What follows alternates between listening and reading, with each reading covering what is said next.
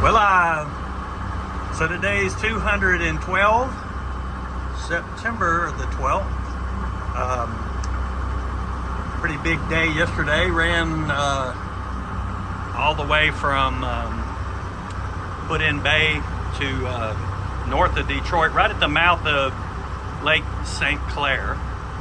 And my autopilot did not work like I thought it should. I had a communication error on it. I think I did fix that by rewiring the coax. And then I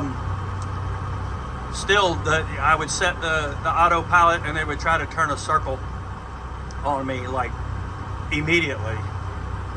I couldn't figure it out. So finally, after I drove another 7 hours on the stick, holding the course, and wore out at the end of the day, I pulled the computer apart only to find nothing. So I pulled the fuse out to kill the power to the computer and put it back in, and I still don't know whether I fix it or not. So then I'm going to go check the magnetic compass heading cube, and when I open up the little bilge down there, right there, where that little compass cube is at,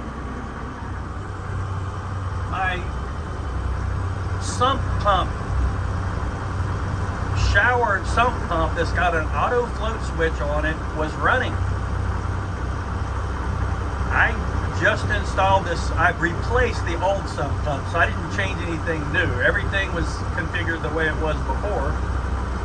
And I replaced the sump pump so it would work.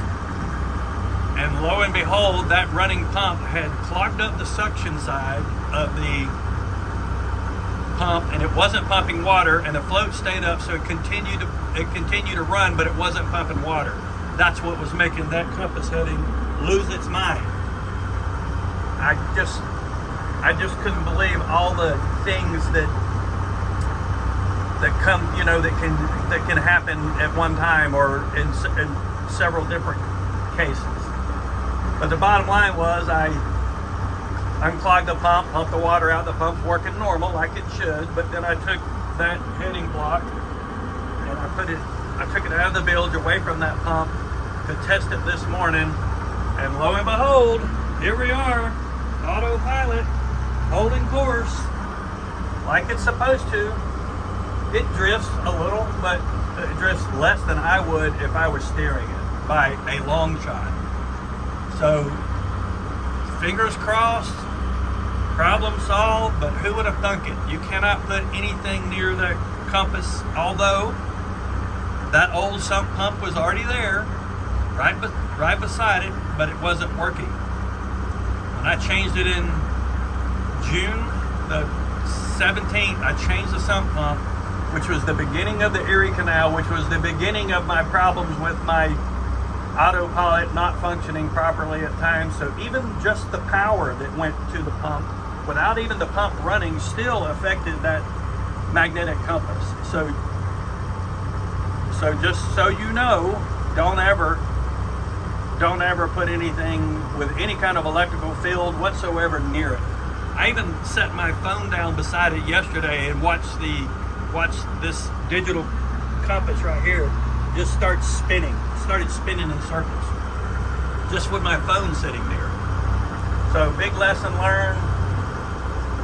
So far, keep my fingers crossed, nothing's wrong with the equipment. It's just circumstance.